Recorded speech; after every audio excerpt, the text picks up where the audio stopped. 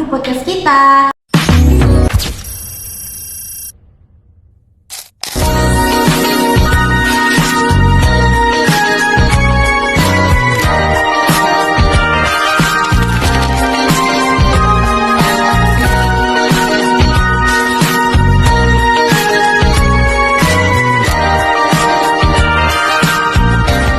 Sebelumnya perkenalin nih, nama aku Fani Sakira. Nama aku Nabila Balkis Pujori. Nah, kalian pernah nggak sih niatnya tuh cuma rebahan bentar sambil ngeliat TikTok, tiba-tiba udah check out bareng jam 12 malam? Wah, kalau itu kayaknya penyakit mahasiswa banget nih. Apalagi kalau udah lihat Shopee Live atau TikTok Shop. Awalnya cuma lihat-lihat aja, tapi ujung-ujungnya malah beli. Iya nih, apalagi nih kalau hostnya tuh bilang, "Kak, tinggal 20 pieces lagi nih." Nah, langsung panik sendiri tuh kita kan. Padahal ya sebenarnya belum tentu sih butuh-butuh banget. Tapi fenomena ini disebut cost scammers, belanja sambil rebahan tanpa harus keluar rumah. Betul, dan ini sebenarnya itu mendukung SDG 8 teman-teman. Ekonomi digital bikin banyak UMKM berkembang. Tapi ada sisi negatifnya juga nih, Bill. Oh ya? Nah iya, jangan mentang-mentang gampang terus jadi kalap, karena kalau udah terlalu sering malah masuk ke perilaku injurious consumption, konsumsi yang justru merugikan diri sendiri. Nah, menurut Motorsblog, kemudahan pembayaran itu bisa mengurangi rasa sakit saat mengeluarkan uang. Makanya orang jadi lebih gampang untuk berbelanja. Makanya kadang kan kita merasa nih, cuman 100.000 doang gitu kan. Padahal kalau 5 kali check out itu lumayan juga loh. Nah, di segmen kedua ini kita akan ngebahas tentang the physiological dan emotional web. Tapi Bill, kalau dipikir-pikir ya, kenapa sih kita tuh lebih gampang belanja pas malam hari? Soalnya kan kalau siang tuh biasanya aku masih mikir ya, kalau malam tuh kayak rasanya jauh lebih impulsif gitu. Oh iya sih, aku juga kadang mikir kayak gitu ya kan. Mungkin karena malam hari itu kan biasanya waktu kita istirahat kan. Nah, setelah seharian kuliah, nugas, organisasi atau kerja, jadi mungkin kondisi emosinya lebih beda ya. Iya sih, benar-benar. Kadang kan kayak habis seharian gitu kan capek, terus mikir kayak aku pantas kok beli ini sesuatu buat aku yang udah seharian itu kerja gitu kan. Ya sih, sebenarnya itu sih yang sering disebut dengan self reward, karena semua orang pasti menghargai dirinya ya sendiri. Sebenarnya setelah bekerja keras gitu. Tapi masalahnya ya Bill, kadang tuh self reward itu kita agak keterlaluan sih. Iya sih, karena seringkali sih kita membeli barang yang enggak kita butuhkan cuma karena kepengen, tapi ya beralibi untuk self reward aja. Iya. Padahal kan kita niatnya tuh cuma mau beli satu barang gitu kan, terus malah ke check out 3.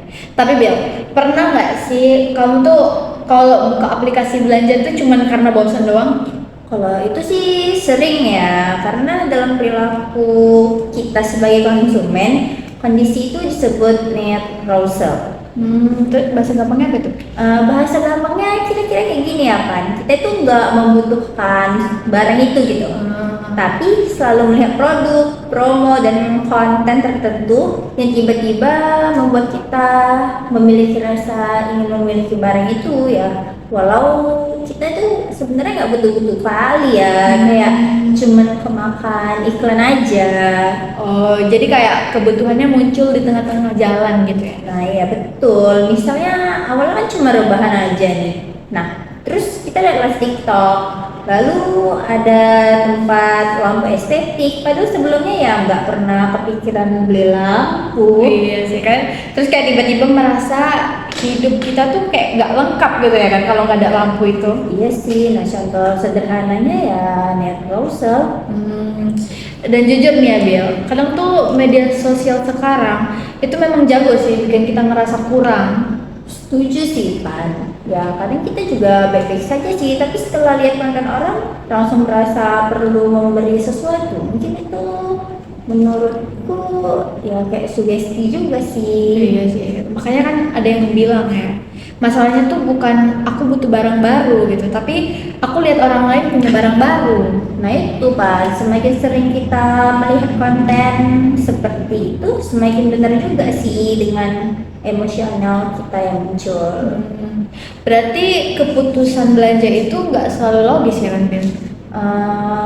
Bahkan ya seiringnya ya justru itu lebih ke nilai emosionalnya sih, karena kan manusia itu nggak selalu apa ya memberikan berdasarkan kebutuhan. Kayak dia tuh nggak membeli sesuatu itu berdasarkan kebutuhan, kadang dia membeli itu karena berdasarkan perasaan, misalnya perasaan ingin tahu atau takut tertinggal atau hanya mengikuti tren yang sedang beredar sekarang. Bisa juga ada perasaan capek, perasaan bosen, terus perasaan iri karena lihat orang beli ini, jadi kita apa ya kayak FOMO gitu, ikut-ikutan aja mau beli gitu kan. Perasaan ingin dihargai juga sih, Bel. Ya bisa dibilang kayak gitu sih. Dan semua perasaan itu juga bisa mempengaruhi kita untuk membeli produk itu sih.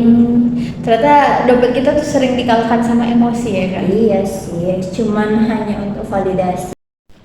Nah, Bill, tadi kita udah bahas soal emosi dan kenapa orang gampang belanja pas malam hari. Sekarang aku mau bahas sesuatu yang menurutku nih cukup menyeramkan sih. Serem yang gimana nih? Kayak apakah ada mengandung unsur hantunya atau gimana? Oh, enggak sampai ke sana ya. Jadi gini, Bill. Pernah nggak sih kamu tuh ngerasa kayak aplikasi belanja itu sebenarnya jauh lebih kenal sama kita ketimbang teman kita sendiri? Ya sih, kalau menurutku juga seperti itu karena mereka lebih paham sih apa yang aku butuhkan. Walaupun kadang waktu gabut atau lagi capek nih, nggak sengaja scroll cari-cari barang yang aku mau. Dan ketika di waktu lain aku buka ya kebanyakan iklan itu muncul. Cuman ya aku rasa kalau buka aplikasi orange atau aplikasi hijau itu dia selalu muncul sih barang-barang yang memang betul aku butuhkan. Ya awalnya sih nggak butuh-butuh banget, yang mungkin aku ke trigger kayaknya aku harus beli ini lah. Iya. Serius sih, aku tuh pernah kan cuman lihat sepatu gitu sekitar 5 detik doang nih di TikTok gitu. Terus besoknya pas aku buka Instagram, muncul itu iklan yang kemarin aku lihat, kayak buka YouTube gitu juga kan. Terus muncul juga nih iklannya nih, buka Shopee apalagi kan, langsung muncul ya kayak ngikutin algoritma yang aku cari gitu. Iya sih, kayaknya tuh bukan suatu ini ya, kebetulan ya.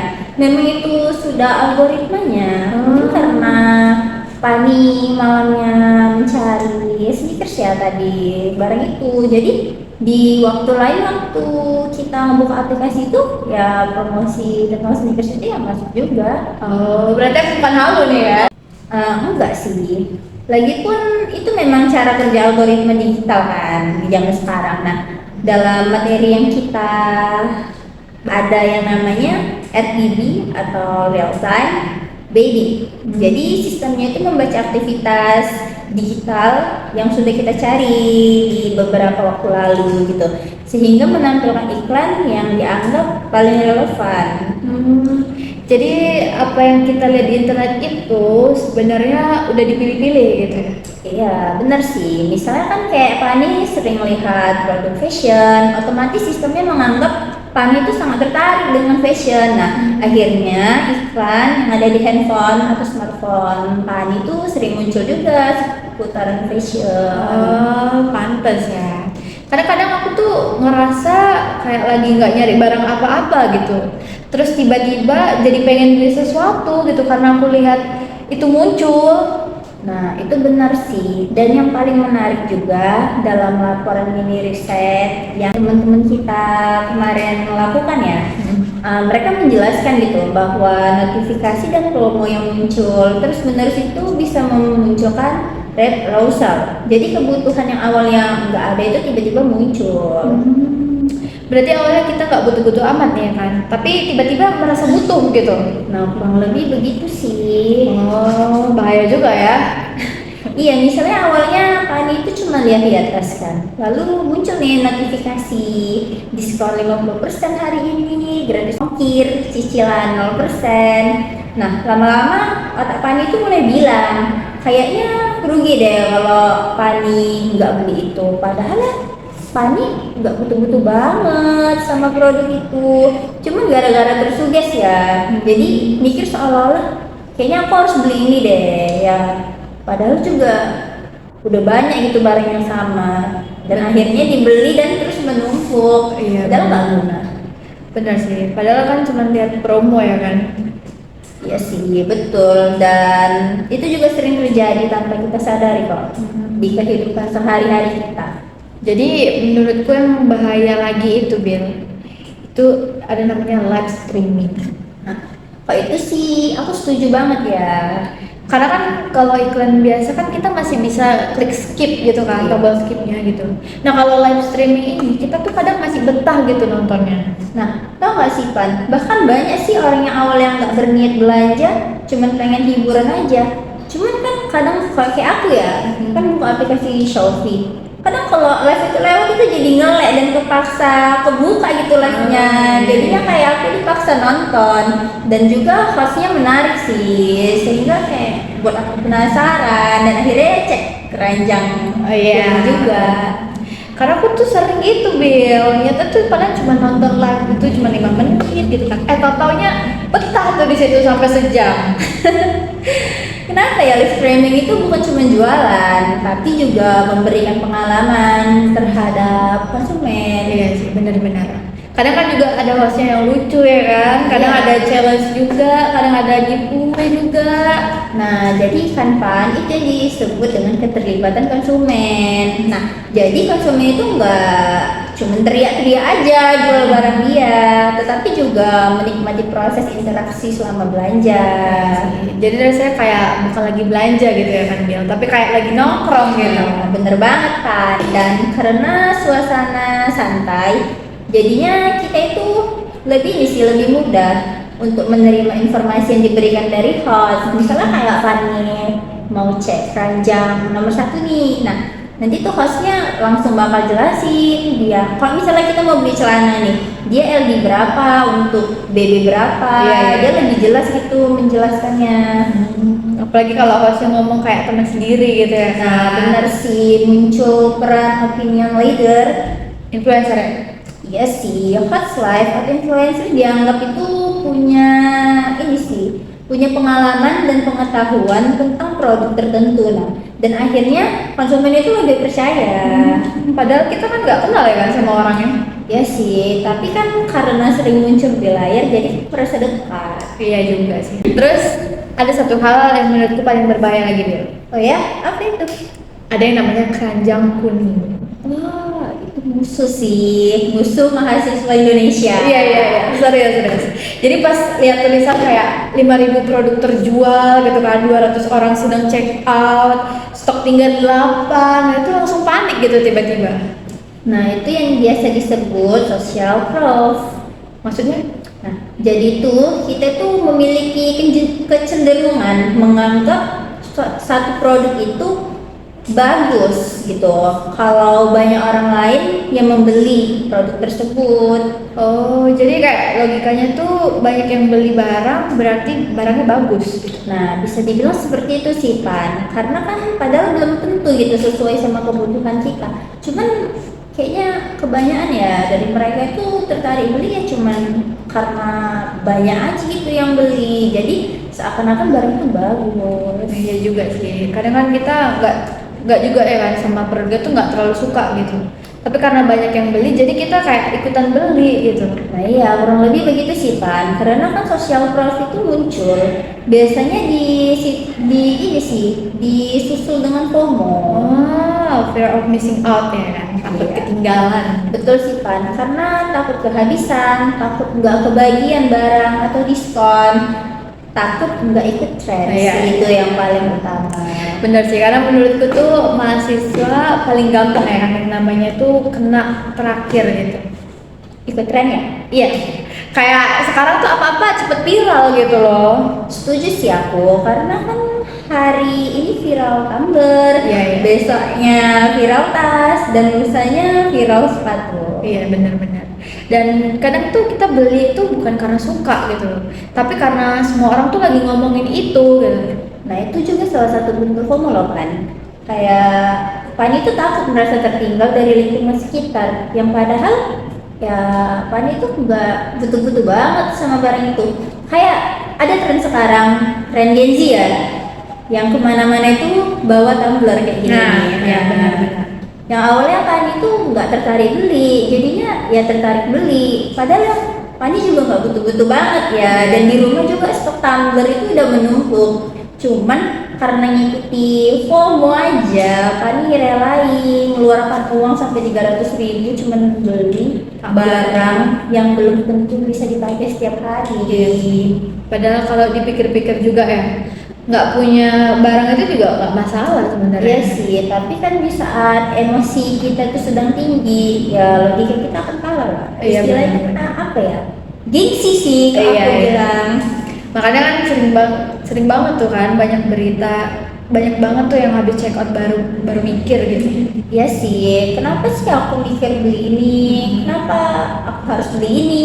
Gitu. Padahal pas datang tuh malah lupa tuh pesan apa barangnya. Ya sih, itu memang sering terjadi sih sama kita kalau Iya. habis beli barang. Jadi kalau disimpulkan nih Bel, sebenarnya perjalanan kita sampai check out itu panjang ya ternyata. Betul sekali sih Pan. Awalnya mungkin karena bosan ya, lalu gak lama muncul nih iklan. Terus kita lihat promonya, masuk live streaming, terus dengar rekomendasi host mana barang yang paling bagus. Lihat banyak orang baik, takut ketinggalan kayak masih paling utama. Dan akhirnya Pani check out dan terpengaruh juga untuk check Iya sih. out. Dan lucunya Bel, semua proses ini tuh bisa terjadi cuma dalam waktu beberapa menit doang. Bahkan ya Pan, kadang kurang dari 5 menit. Iya iya itu dia. Berarti tuh musuh terbesar kita itu adalah dompet yang sekarang tuh bukan cuma tentang harga barang doang. Tapi juga kadang kan Pan, itu tentang algoritma, FOMO dan kontrol diri kita juga sih. Nah itu Bel, karena ternyata di balik satu tombol checkout itu ada banyak faktor psikologis yang bekerja tanpa kita sadari. Dan itu yang membuat fenomena couch commerce menarik untuk kita bahas. Nah, karena orang itu bisa belanja kayak kita tuh bisa belanja sambil rebahan. Nah, tapi proses yang terjadi di balik layar ternyata ya kayak kompleks banget. Iya sih. Dan setelah tahu itu semua Bill, aku tuh jadi penasaran nih. Kalau mahasiswa yang kita wawancarai kemarin itu sebenarnya alasan terbesar mereka menggunakan pay later dan belanja online itu apa sih? Nah, itu yang akan kita bahas pada segmen selanjutnya. Nah Bill, tadi kan kita udah ngobrol panjang ya soal algoritma, FOMO, influencer, sampai keranjang kuning nih yang sering bikin mahasiswa tuh hilang kendali itu. Tapi sekarang pertanyaannya, apakah semua itu benar-benar terjadi di sekitar kita? Atau itu cuma asumsi kita aja? Kayaknya sih menurutku ya benar-benar terjadi ya. Karena penasaran nih dengan hal itu, teman kita kan Pan baru saja melakukan riset dan wawancara ke beberapa mahasiswa yang ada di Kota Medan ini. Nah, untuk melihat bagaimana sih sebenarnya perilaku mereka saat belanja online atau menggunakan pay later. Dan jujur aja sebenarnya aku cukup kaget sih Bill sama hasilnya ini, karena ternyata banyak jawaban responden nih yang relate banget gitu sama apa yang baru kita bahas tadi. Jadi kan ini dari hasil penelitian atau wawancara yang dilakukan oleh teman kita. Nah, mayoritas responden itu mengatakan bahwa promo, diskon, cashback, dan kemudahan pembayaran itu menjadi salah satu alasan mereka sih untuk mendaftarkan pay later atau menggunakan pay later. Jadi ternyata memang faktor diskon itu masih jadi senjata yang paling ampuh ya. Iya, karena kan secara psikologi gimana ya, manusia itu kan memang nggak mau rugi ya. Iya benar. Nah, ketika melihat tulisan diskon 50%, atau gratis ongkir, otak mereka itu atau otak manusia itu kayak langsung berfokus gitu pada keuntungan yang diperoleh. Padahal belum tentu gitu dia butuh banget sama barang itu, dan uang yang dia punya juga nggak terlalu banyak sih untuk membeli barang itu, tapi dia terlalu memaksakan. Iya sih. Padahal Akhirnya ya Pan, mereka tuh daftar pay later. padahal kalau dipikir-pikir ya uangnya tetap keluar juga kan. Nah itu dia, kadang kita itu terlalu fokus sih sama beberapa hal yang harus dihemat. Nah sampai kadang kita itu lupa menghitung berapa sebenarnya jumlah yang dikeluarkan. Aku pernah sih Bel, niatnya tuh padahal cuma beli yang harganya 20 ribuan aja gitu, karena ada promo kan minimal belanja 50 ribu. Nah terus akhirnya aku tambah nih barang sama barang lain. Iya sih, dan pada akhirnya total belanja money juga lebih mahal kan. Iya, terus pas barangnya datang aku mikir sih, sebenarnya yang tambahan tadi tuh buat apa? Nah itu sih yang sering terjadi Pan, karena konsumen itu merasa sedang berhemat ya karena mendapatkan promo. Kalau padahal gimana ya, pengeluarannya itu justru bertambah. Kalau dihitung-hitung ya, harga barang yang mahal dengan promo segitu, dengan Pani beli harga barang yang murah, itu harganya sebenarnya nggak jauh beda sih. Gitu.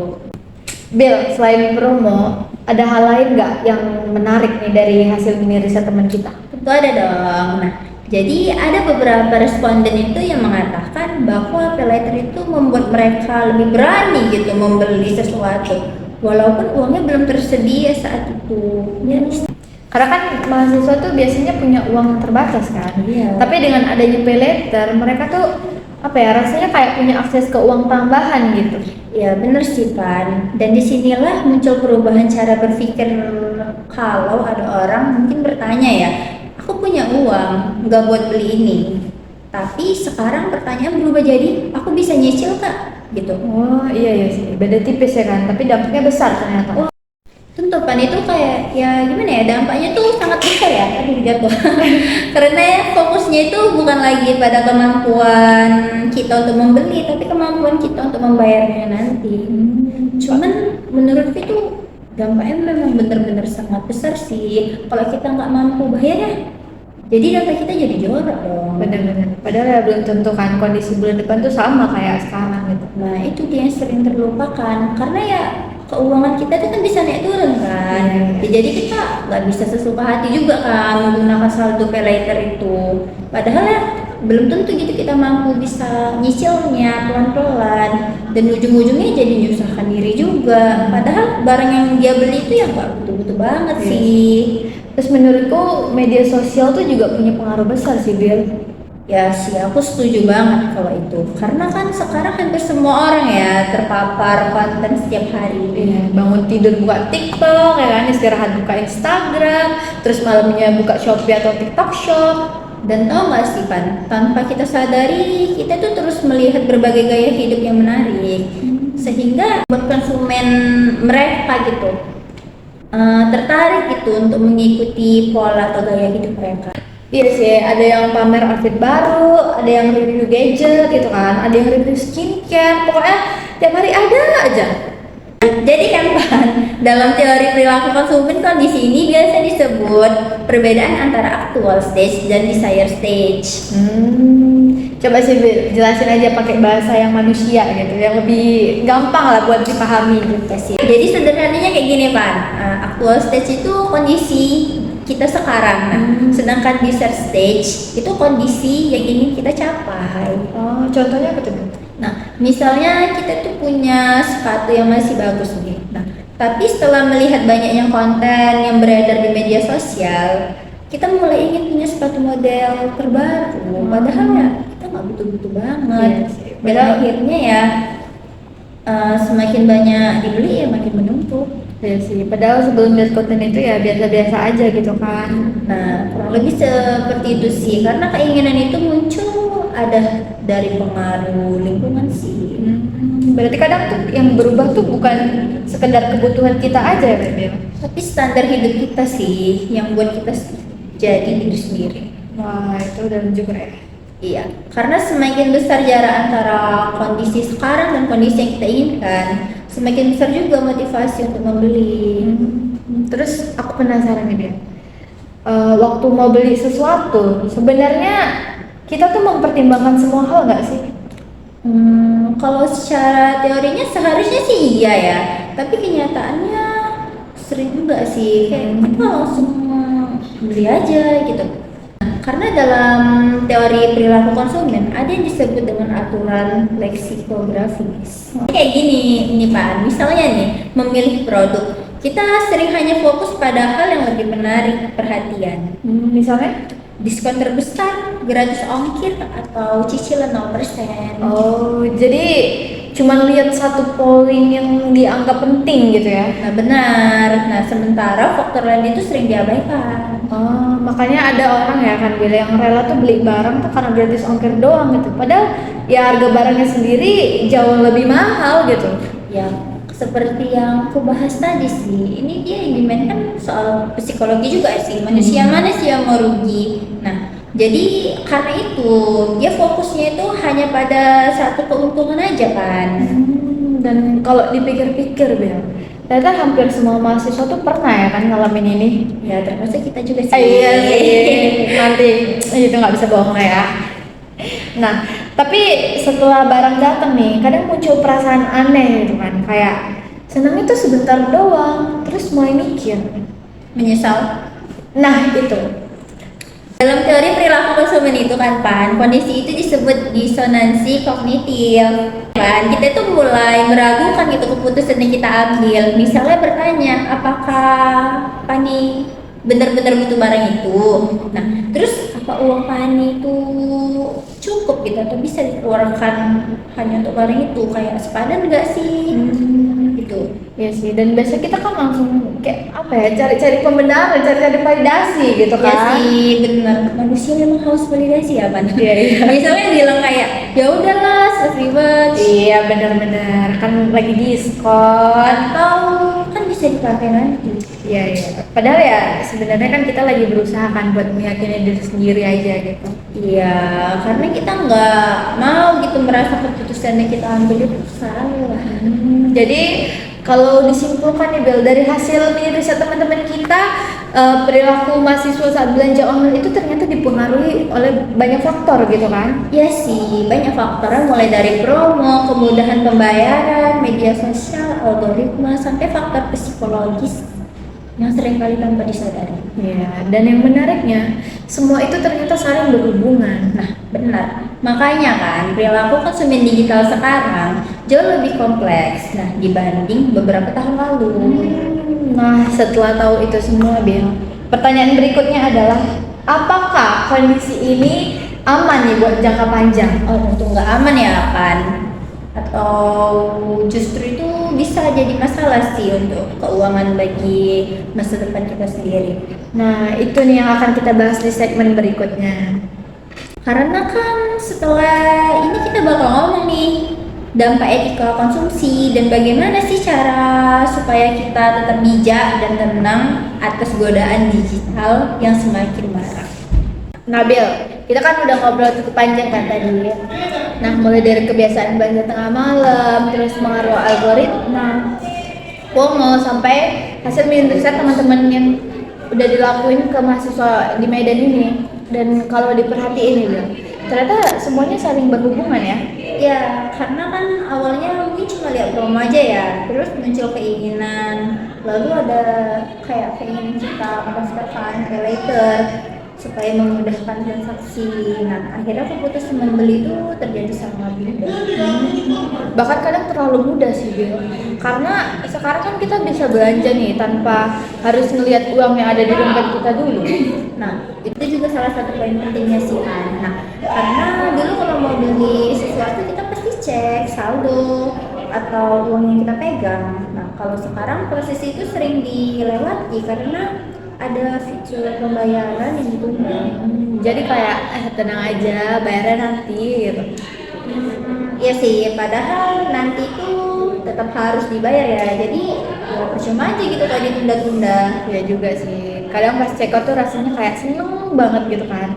Terus pas tanggal tagihannya tuh datang rasanya kayak jadi udah beda cerita itu. Nah, beberapa responden dalam mini riset teman kita kemarin itu juga menyampaikan bahwa penggunaan paylater itu kan bisa membuat mahasiswa lebih mudah membeli tanpa mempertimbangkan kondisi keuangannya yang sekarang gitu. Karena fokusnya itu lebih ke kemudahan transaksi aja daripada kemampuan untuk membayar. Kalau menurutku ya, ini tuh juga yang jadi tantangan besar sih buat mahasiswa Bill. Karena masa kuliah itu kan biasanya tuh masa belajar mengelola keuangan gitu kan. Nah, aku setuju sih, karena ya sebagian besar mahasiswa itu masih bergantung pada uang saku, beasiswa, atau penghasilan mereka yang belum tetap. Jadi kalau pengelolaan keuangannya kurang baik tuh efeknya bisa panjang kan? Ya benar sih, misalnya nih, uang bulanan bisa habis lebih cepat, atau kesulitan menabung, atau bahkan ya harus mencari cara untuk menutupi tagihan yang terus bertambah. Kalau kita lihat dari sisi perilaku konsumen nih Bill, kondisi seperti ini tuh masuk ke kategori apa sih? Nah, jadi dalam teori konsumen biasanya ya kondisi ini ada istilahnya nih, Pan. Injurious consumption. Nah, yaitu perilaku konsumsi yang dalam jangka panjang justru dapat merugikan Diri sendiri gitu kan. Jadi sesuatu yang sebenarnya awalnya itu terasa menyenangkan, tapi akhirnya itu kan memberikan dampak negatif ke diri kita. Benar, karena misalnya nih, membeli barang yang sebenarnya itu nggak terlalu kita butuhkan, lalu tagihannya itu semakin menumpuk, sehingga membuat kondisi kita itu jadi benar-benar tidak sehat ya, karena terlalu memaksakan juga nggak baik ya. Ya, kondisi keuangan yang nggak sehat gitu kan. Aku rasa sih banyak ya Bill, mahasiswa yang mungkin pernah nih ngalamin hal ini. Oh, tentu banyak sih, dan sebenarnya itu manusiawi ya kan, karena kita hidup di era digital yang hampir setiap harinya mahasiswa itu memiliki godaan konsumsi. Bener banget sih. Kadang tuh aku buka aplikasi kan buat cari referensi tugas doang nih. Pulangnya tuh malah bawa keranjang belanja gitu. Iya sih, relate banget. Nah, sekarang kita coba nih Bill, lihat dari perspektif Islam nih. Karena kan kita juga ingin melihat nih kan, fenomena ini tuh bukan cuma dari sisi bisnis dan teknologi doang gitu. Benar sih Pana. Jadi dalam Islam sebenarnya tidak ada larangan untuk membeli barang atau sesuatu gitu dan menikmati hasil usaha kita sendiri. Jadi Islam tuh bukan cuma mengajarkan kita untuk hidup sus doang. Tentu bukan, karena kita boleh memenuhi kebutuhan dan menikmati rezeki yang halal, tetapi juga harus dilakukan secara baik, nggak berlebihan. Harus seimbang gitu ya. Iya, benar. Berarti yang menjadi masalah itu bukan aktivitas belanjanya ternyata Bill. Bukan, sebenarnya menjadi masalah pokoknya itu ya ketika konsumsi yang kita lakukan itu terlalu berlebihan gitu kan, dan lebih didorong oleh keinginan daripada kebutuhan. Nah ini sih yang sering terjadi ya. Iya, karena kan dalam Islam itu ada istilah tabzir ya, yaitu perilaku menghambur-hamburkan harta atau menggunakan harta secara berlebihan itu enggak baik. Iya sih. Dan kalau dikaitkan ya Bel dengan fenomena yang tadi kita bahas ini, berarti membeli barang tuh cuman karena FOMO atau ikut tren itu bisa masuk ke perilaku yang perlu diwaspadai ternyata. Iya, aku setuju sih, karena keputusan membeli itu kan seharusnya tetap mempertimbangkan manfaat, kebutuhan, dan kemampuan finansial kita. Aku suka sih bagian kemampuan finansial tuh, karena kadang kita tuh fokus pada keinginan kita doang gitu, tapi kita lupa gitu melihat kemampuan kita, apakah kita memang beneran mampu buat beli barang ini. Nah, itu benar sih Pan. Padahal ya salah satu bentuk tanggung jawab kita dalam mengelola keuangan itu ya memastikan bahwa pengeluaran kita itu masih sesuai dengan kemampuan yang kita miliki. Terus menurutmu nih Bel, apakah teknologi itu bisa membantu mengatasi masalah ini? Kalau menurutku teknologi yang mendorong perilaku konsumsi juga bisa digunakan gitu untuk membantu konsumen agar mengambil keputusan lebih baik. Nah ini nih yang menarik. Jadi kan dalam riset yang dilakukan teman kita, ada beberapa usulan dan beberapa feature yang disebut Islamic Ethical Outlook. Namanya keren juga tuh Bel. Iya, nah jadi konsep sederhananya itu seperti ini. Ketika pengguna paylater sudah mendekati batas tertentu atau dianggap berlebihan, Nah, jadi sistemnya itu akan memberi peringatan akan pengguna kayak pengeluarannya itu berlebihan. Oh, jadi semacam alarm gitu ya? Ya bisa dibilang seperti itu sih. Misalnya muncul notif pengeluaran bulan ini tuh sudah cukup tinggi dan apakah Anda yakin mau melanjutkan transaksi? Oh, itu menurutku bagus sih Bel, karena kan kadang ya kita butuh bukan cuman beberapa detik untuk berpikir ulang gitu kan. Iya, aku setuju sih. Karena banyak keputusan impulsif itu terjadi akibat keputusan yang terlalu cepat. Kalau diberi waktu untuk berpikir, mungkin kita jadi mempertimbangkan uang kan. Dan itu yang menjadi tujuan dari fitur tersebut, bukan melarang orang untuk membeli, tetapi itu hanya memberi peringatan aja sih supaya orang itu lebih sadar. Membantu orang membeli dengan lebih sadar ya. Karena pada akhirnya kan keputusan tetap ada di tangan konsumen kan. Ya benar. Nah, sebelum kita nutup podcast hari ini nih Bel, aku mau tanya nih satu pertanyaan terakhir. Nah, kalau ada teman-teman mahasiswa yang sering nih tergoda belanja online, kira-kira apa sih tips sederhana yang bisa dilakukan? Itu ada 3 ya. Pertama itu kita itu harus membedakan kebutuhan dan keinginan. Kayak utamakan aja gitu kebutuhan kita daripada keinginan. Karena kan bisa di lain hari juga kan kita beli. Yang kedua itu kita itu jangan langsung check out ketika emosi sedang tinggi. Karena menurutku itu cuman apa ya istilahnya? Cuma kemauan sementara aja. Tapi setelah barang datang ya kita juga nggak bakal betul-betul banget. Dan ketiga itu selalu tanya ke diri sendiri, kayak aku beneran butuh barang itu atau enggak, atau cuman karena penasaran aja. Kalau kayak gitu ya lebih baik gak usah sih. Ya, wah itu pertanyaan yang bagus sih Bel. Karena seringkali jawabannya itu ternyata tidak. Kalau dari aku mungkin sederhana sih Bel. Kalau memang barang itu masih kepikiran nih dari beberapa hari, mungkin memang dibutuhkan. Tapi kalau besoknya udah lupa, ya berarti mungkin memang cuma lapar mata doang. Ya setuju banget sih. Jadi dari pembahasan kita hari ini Bel, kita tuh belajar bahwa ternyata fenomena coach commerce ini bukan cuma sekedar belanja sambil rebahan doang, Tetapi juga tentang bagaimana emosi, teknologi, algoritma, media sosial, dan kemudahan pembayaran itu sangat mempengaruhi keputusan kita sebagai konsumen. Iya, dan ternyata keputusan membeli itu nggak selalu didasarkan pada kebutuhan ternyata. Iya benar. Kadang kita dipengaruhi oleh promo, kadang oleh FOMO, kadang juga karena ingin mengikuti tren. Dan yang paling penting Bel, ternyata tetap menjadi konsumen yang sadar dan bijak. Iya karena teknologi juga semakin canggih ya kan. Promo boleh semakin banyak. Tapi kontrol diri juga harus tetap nomor 1. Aku Fani. Aku Nadila. Dan terima kasih sudah mendengarkan podcast kami. Sampai jumpa. Dan ingat guys, Tidak semua diskon itu harus diambil ya. dan nggak semua tren itu harus diikutin. Dan tidak semua barang yang masuk keranjang harus di check out. Bersama kami. Bye-bye. Bye-bye.